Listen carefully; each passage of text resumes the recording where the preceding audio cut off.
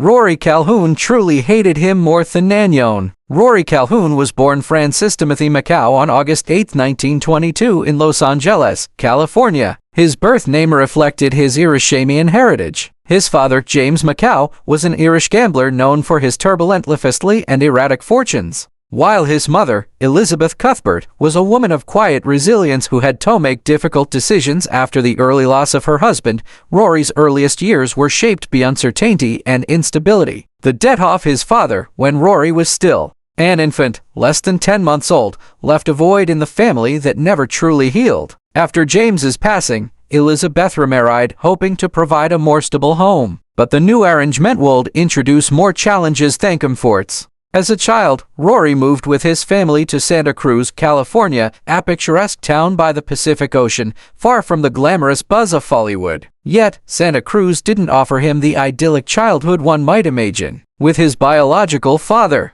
gone into tense relationship with his new stepfather, Rory's home life became a battleground. His stepfather was harsh, unkind, and allegedly abusive. In an attempt to forge a new identity under this strange domestic setup, Rory adopted his stepfather's surname and was for a time known as Frank Durgan. But instead of shielding him from pain, the name change symbolized a deeper detachment from his true self. Struggling emotionally and lacking proper guidance, Rory began drifting toward delinquency at an early age. His rebellious spirit and growing resentment toward authority made him a regular trouble mark. By the age of 13, he committed his first serious crime, stealing a revolver. The theft resulted in his incarceration at the Preston School of Industry, a juvenile reform institution located in Ione, California. The facility, which was designed to reform young offenders through strict discipline and hard labor, did little to rehabilitate Rory. Instead, it hardened his resolve to reject societal expectations.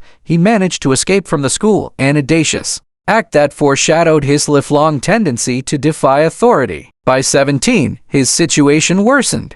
Tired of enduring beatings and emotional abuse from his stepfather, Rory made a bold and life-altering decision. He ran away from home. Living on the streets, he survived by relying on his wits and taking part in criminal activities. He hot-wired cars, robbed jewelry stores, and often stole vehicles, using them to travel across state lines. The sea-risk escapades eventually caught up with him. After stealing a car and driving it across California, he was caught and sentenced to 3 years in prison. A significant sentence for someone so young. Rory served his prison term at the United States Medical Center for Federal Prisoners in Springfield, Missouri, a facility intended for inmates who required psychiatric or medical care. His time there was pivotal. It gave him a chance to reflect, but more importantly, it placed him in proximity to people from vastly different backgrounds, experiences that would later inform the rough-edged but deeply human characters he portrayed on screen.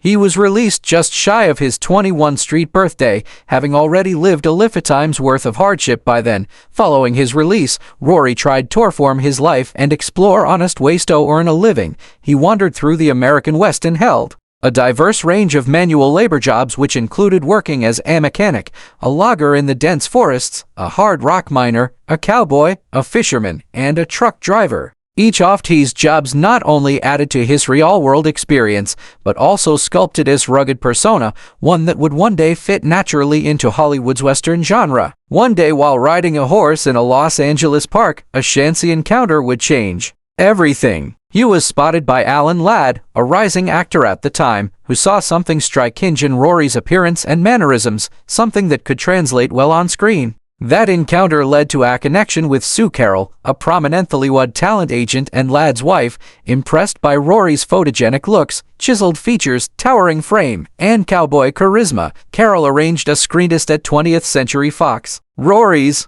early roles were small and uncredited, such as Sin Something for the Boys, 1944, Sunday Dinner for Soldiers, 1944, and even a brief appearance in a Laurel and Hardy film. These minor roles gave him entry into the industry, where he was credited for the first time as Frank Macau in The Bullfighters 1945. His big break came when he caught the attention of Henry Wilson, a talent scout and agent working under legendary producer David O. Selnick. Wilson had a reputation for discovering handsome Malay actors and giving them catchy marketable names. He rebranded Frank Macau as Rory Calhoun, a name that evoked frontier grit and Irish charm. But Calhoun's path to stardom was far from smooth. In 1945, the same year of his first credited role, he found himself in trouble again, this time for punching a detective, which resulted in a brief return to prison. His reputation as a Hollywood bad boy was quickly cemented. Despite this setback, Rory's career began to gain momentum. In 1947, he landed his first notable film role in The Red House, a psychological thriller starring George G. Robinson. That same year, he appeared in two more features, Adventure Island and That Hagen Girl, the latter co-starring a young Ronald Reagan. In 1948, he starred in Miraculous Journey, which proved to be a commercial success and helped him secure more substantial roles. By the early 1950s, Rory Calhoun had become a familiar face in Western and adventure genres. He starred in Massacre River and Sand in 1949, then transitioned to more complex characters, including his first antagonist role in Return of the Frontiersman 1950. That same year, he also played the lead in Country Fair, showing his versatility beyond the Western mold. Throughout the 1950s, Calhoun became a staple of Hollywood Westerns. His rugged demeanor and horseback skills made him an idol choice for films such as Meet Me of Turth Show, 1951, Rogue River, 1951, and I'd Climb the Highest Mountain, 1952. He also appeared in high-profile films like With a Song in My Heart, 1953, The Silver Whip, 1953, and the glamorous romantic comedy How to Marry a Millionaire, 1953, where he shared the screen with Marilyn Monroe and Lauren Beale. His 1954 projects included River of Nortern, another Monroe co-star, Yellow Tomahawk, and A Bullet Is Waiting. In 1955, he starred in The Spoilers, followed by Raw Edge, 1956, The Hired Gun, 1957, and Ride Out for Revenge, 1958, all solidifying his reputation as a reliable box office draw in action and frontier narratives. In the 1960s, Calhoun continued to act steadily, appearing in diverse roles. He headlined Thunder in Carolina 1960, and Autorasan Dragma and the Colossus of Rhodes 1961, an Italian sword and sandal epic. He followed up with The Treasure of Monte Cristo 1961, Marco Polo 1962, The Young and the Brave 1963, Apache Uprising 1965, Our Men in Baghdad 1966, and The Emerald of Artman 1969. Taking on more international film projects as his career matured, during the 1970s and 1980 seconds, he transitioned to more eccentric and cult classic films, including the campy horror Sci-Fi Night of the Lepus, 1972, the satirical horror film Motel Hell, 1980, and the gritty urban drama Angel 1984, where he played an aging cowboy detective. One of his last notable roles in this period was in Hell Comes to Frogtown, 1989. A post-apocalyptic action film that became a minor cult favorite. Rory Calhoun's final film role came in 1992 with Pure Country, where he portrayed Ernest Tucker, a seasoned and kind-hearted rancher who served as a paternal figure to George Strait's actor. This role brought his career full circle, allowing him to return to his cowboy roots one last time. Rory Calhoun's personal life was as colorful and eventful as many of the characters she portrayed on screen. Over the course of his life, he was married 3 times, and each of these marriages added chapters filled with drama, complexity, and deeply personal relationships. His first marriage was to actress and singer Lita Barron, whom he wed in 1948. The couple remained together for over 2 decades, a substantial length of time by Hollywood standards. During their marriage, they became parents to 3 daughters, Cindy, Tame, and Lurie. These years were marked by the highs and lows typical of a Hollywood marriage in the limelight,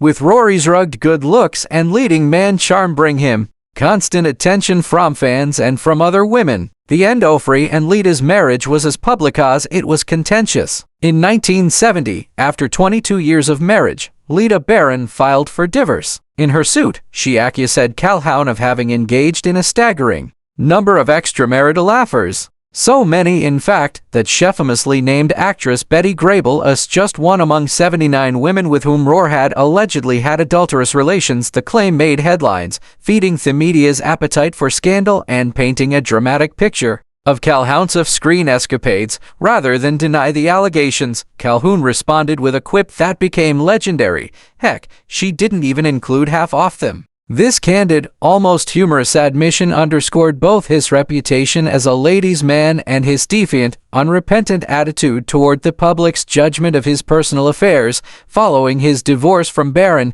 Calhoun married journalist Sue Rodison. 1971, their relationship was marked by both passion and instability. They divorced in 1979 after 8 years together, but her story was not over yet. In a somewhat unexpected twist, Calhoun and Rhodes rekindled their romance and remarried in 1982, demonstrating the connection and enduring affection that lingered between them despite earlier difficulties. From this union, Calhoun had a daughter named Rory, his namesake, who carried on not only his name, but also his legacy in a personal sense. In addition to the children from his 2 official marriages, Calhoun also fathered a daughter named Athena. Marcus Calhoun with actress Fatina Marcus. Their relationship, though less publicized than his marriages, further illustrated Calhoun's complex and layered personal life. Athena would go on to forge her own identity, distinct from, but influenced by, her famous father. Altogether, Rory Calhoun was the father of 5 daughters, each from different chapters of his life and each a reflection of the many relationships and bonds he formed along the way. His romantic life filled with high-profile affairs, reconciliations,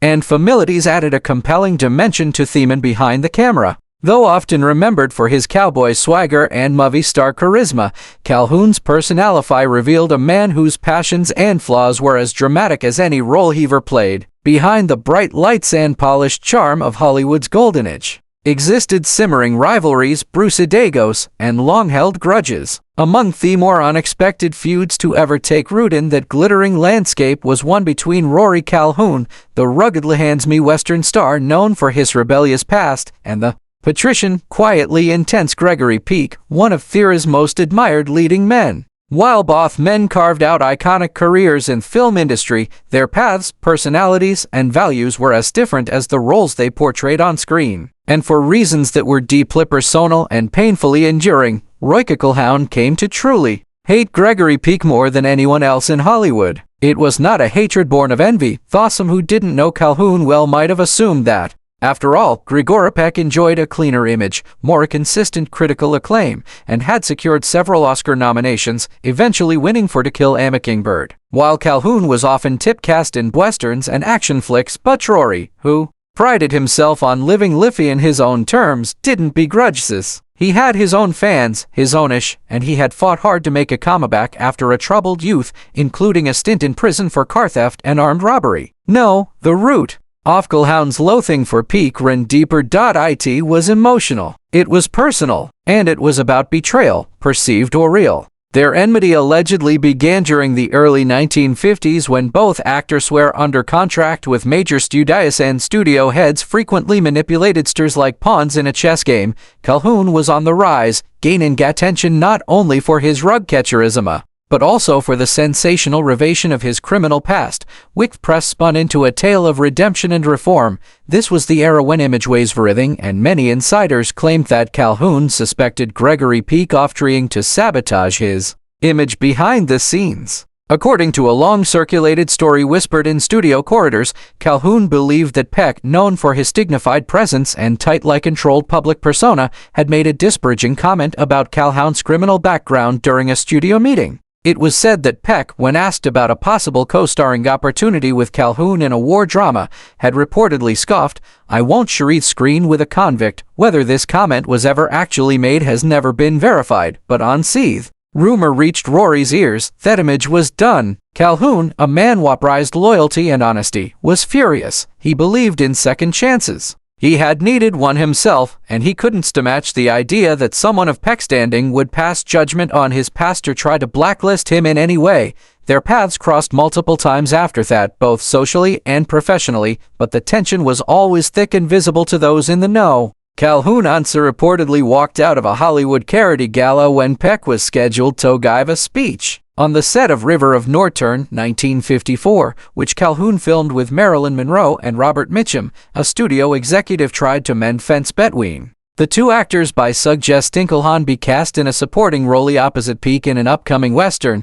Calhoun flatly refused, saying, "I'd rather ride a real horse into a real canyon than ride a fake trail with Gregory Peck." For his part, Gregory Peck remained characteristically silent in the matter. Dignified and restrained, he never publicly acknowledged any bad blood with Calhoun, and some speculated either he was unaware of Calhoun's deep dislike or simply chose to ignore it. Others, however, claimed that Peck's indifference was part of the problem, that Rory felt snubbed not just once, but repeatedly by a man who wielded silent power in an industry where perception meant everything. Over time, as both men aged and the Hollywood landscape evolved, Calhoun's hatred did not diminish. Even in his later years, when asked in interviews about his contemporaries, he would brush acid mentions of Peck with a sneer or silence. Close friends noted that Rory, despite his gruff exterior, was deeply loyal and had a long memory, especially for slights. In his mind, Gregory Peck represented not just a personal affront, but a symbol of the kind of polyhedolism Calhoun had always fought against. PC was the favored son of Hollywood, clean-cut, classical educated, and morally righteous. Calhoun was the outlaw turned movie star, a man who had pulled himself up from thieves and built a career with grit, sweat, and a little scandal. Whether Gregory Peck ever knew the full extent of Rory Calhoun's contempt is unknown, but among those who knew Rory best, it was no secret. Of all the people he had crossed paths with in a long, colorful, and often controversial career, there was no one he truly hated more than Gregory Peck. Rory Calhoun passed away on April 28, 1999, at the age of 76, marking the end of a long and colorful life that had spanned decades of stardom in Hollywood's golden age and beyond. His death occurred at Providence's Joseph Medical Center in Burbank, California, a city long associated with entertainment industry, and one in which Calhoun had spent much of his professional life. The hospital itself, located near several major studios, including Warner Brothers, had often served the medical needs of actors, producers, and crew members who had built their lives around film and television, making it a fitting final setting for a man so deeply entrenched in the world of show business. The causes of his death were complications from emphysema and diabetes, two chronic and debilitating diseases that had likely been worsened by years of a rugged lifestyle that included heavy smoking and the hard living typical of many leading men of his era. Emphysema, a serious lung condition commonly associated with long-term smoking, gradually strips the lungs of their ability to absorb oxygen, making breathing a constant struggle. In Calhoun's case, the disease may have been a particularly cruel fate, given the vigorous athletic image he projected through his career in countless westerns and action-packed roles. Once a symbol of vitality and frontier masculinity, he had become physically diminished in his final years by an illness that sapped the very energy and strength that had defined his screen persona. In addition to emphysema, Calhoun also suffered from diabetes, a metabolic disorder that can lead to a range of health complications including heart disease, kidney failure, and circulation troubles. Managing such a condition becomes increasingly difficult with age. And for Simeon, who lived through both the rough-and-tumble Hollywood studio system and personal ups and downs, including brushes with the law in his youth, Calhoun may have faced challenges in maintaining a strict regimen of diet and treatment. The dual assault of emphysema and diabetes no doubt placed tremendous strain on his body during his final years. Though he had retreated from the spotlight by the 1990s, having made his last on-screen appearances in the 1980s, Rory Calhoun remained a vivid presence in the memories of classic film fans and industry veterans alike. His death marked the passing of yet another member of a vanishing breed, the hard-edged, square-jawed leading man who had come of age in the post-war era and left a permanent mark on the Western genre, known for his deep voice, charismatic screen presence, and a real-life backstory that rivaled anything Hollywood writers could have concocted. Calhoun's legacy endured long after the cameras stopped rolling. He was 76 years old at the time of his passing, and Agatha reflected a full life lived with both triumph and turmoil, from a troubled youth and time spent in prison to becoming a box office star and heartthrob. His journey was anything but conventional. Yet, in many ways, that unpredictable path marked by resilience, reinvention, and raw charisma was exactly what made Rory Calhoun forgettable.